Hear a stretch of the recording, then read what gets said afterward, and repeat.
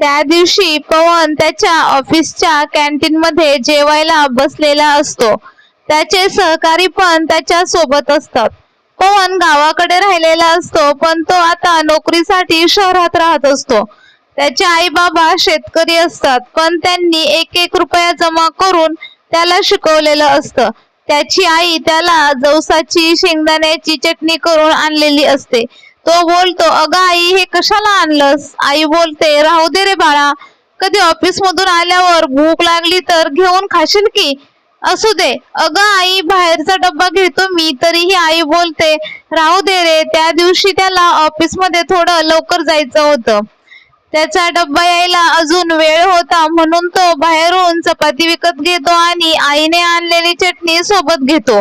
त्याला वाटतं एकटा बसून खाईल, कशाला कोण नावं ठेवतंय आपल्याला, गुपचूप खाईल. पण त्याचे सहकारी त्याला खूप हट्ट करतात जेवायला, आमच्या सोबत चल म्हणून. मग नाविलाजाने त्याला जावं लागतं. सगळेजण आपापला डब्बा उघडतात. पवन मात्र लवकर त्याचा चटणीचा डब्बा उघडत नाही. ते बोलतात, अरे उघड की. त्यावर तो लाजत चटणीचा डब्बा उघडतो. त्याला वाटतं सगळे मला नावं ठेवतील, पण असं काहीच होत नाही. सगळेजण त्याची चटणी मागून खातात आणि त्याचं कौतुकही करतात.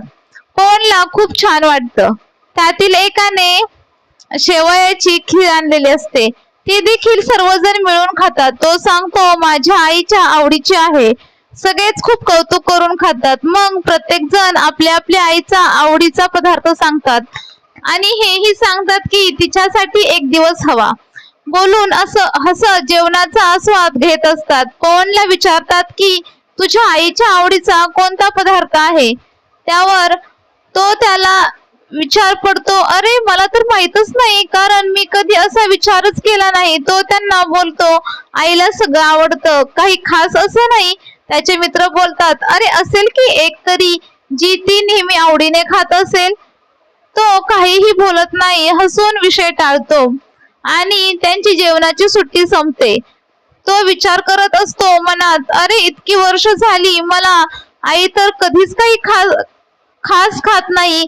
ती तर सगळ्यांचं जेवण झाल्यावर जेवते, अन्न कधीही फेकून देत नाही. ती तर रोज सगळ्यांचं जेवण जे राहील ते खाते, किंवा रोज शिळी राहिलेली भाकरी खाते की फेकून नको द्यायला म्हणून. तिने ताजं आणि चांगलं खाल्लेलं मला आठवतच नाही. तिलाही जीव आहे, पण मुलांपुढे तिने कधी स्वतःकडे लक्षच दिलं नाही आणि मी माझ्या आईचा कधी विचार सुद्धा केला नाही. दुसऱ्या आठवड्यात आई त्याच्या सुट्टी दिवशी परत येते. उन्हाने घामाघूम झालेली असते. त्याला लांबूनच आई आलेली दिसते. आईने डोक्यावर कसली तरी पिशवी आणलेली असते, त्यात ओझं असतं, त्यामुळे ती हळूहळू चालत येत असते. म्हणून पवन पळत जातो व तिच्या जवळचं ओझं घेतो. आत आल्यावर आई खाली बसते. तो बोलतो, आई आता काय घेऊन आलीस? आई बोलते, अरे फळं आणली तुझ्यासाठी. तुला लाज वाटते ना चटणीची, मग तू तुझ्या कामावर फळं घेऊन जा. त्याला खूप वाईट वाटतं. तो तिच्या मांडीवर डोकं ठेवतो व भरल्या आवाजात बोलतो, नाही ग आई, नाही, मला लाज वाटत. तुला हे सगळं करताना किती कष्ट पडत असतील ग.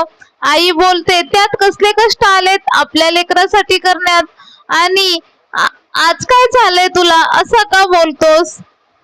पवन बोलतो, आई तुझा आवडता पदार्थ कोणता ग? आई म्हणते, आता हे काय नवीनच? तो बोलतो, सांग ना ग आई. आई बोलते, बाळा, लेकराने खाल्लं तेच मला आलं, कसली आली आवड, तू खा बरं अगोदर. बोलतो, आई तुझा आवडता पदार्थ कोणता ग? आई सांग ना ग आई. आई बोलते, बाळा, लेकराने खाल्लं तेच मला आलं, कसली आली आवड, तू खा बरं अगोदर. असं आई त्याच्या डोक्यावरून हात फिरवत बोलते. तो बोलतो, सांग ना ग आई. आई बोलते, अरे आम्ही लहान होतो ना, तेव्हा तुझे आजोबा म्हणजे माझे बाबा गावच्या बाजारातून गरम गरम जिलेबी आणायचे. ती मला खूप आवडायची बघ, पण आता मला आठवत पण नाही कधी शेवटची खाल्ली होती ते. तो पळतच जातो. आई तू थांब हा, मी आलोच, असं बोलतो आणि तो 10 मिनिटात येतो.